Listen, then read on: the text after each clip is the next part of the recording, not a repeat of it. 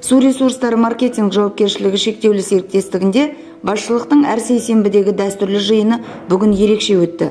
Мереке қарсаңындағы басқосуда негізгі жұмыстарды жүйелеу бойынша тапсырмалар берілген соң, Анарбек Оңғарұлы бастаған ерлер қауымы әріптес қыз-келіншектерге жүрек жарды ізгі тілектерін білдірді. Сіздердің аттарыңыздан осы кісілерді құттықтаймыз. 28 мартта дендері сау болсын, жанұяларында жақсылық көп болсын. Көктем келе жатыр, айналаны табиғат бары көркейіп, гүлдеп жатыр. Гүлде жайнап жүре берсін бәрі.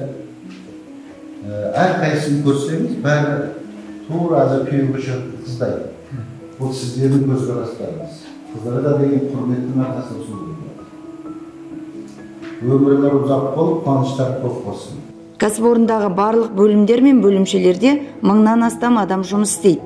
Қала жұртшылығын таза ауыз сумен қамтып, шайынды суды тазарту, өңдеумен айналысатын, кәріз жүйесі бойынша қызмет көрсететін жалпы мамандардың 40%-ға жуығы қыз-келіншектер. Стратегиялық маңызы бар нысандардың ең жауапты нүктелерінде еңбек етіп жүрген арулардың арасында тәжірибесі мол, кәсіби мамандар да, саланың қыр-сырына енді қаныға бастаған, жауапкершілігі мол жастар да көп.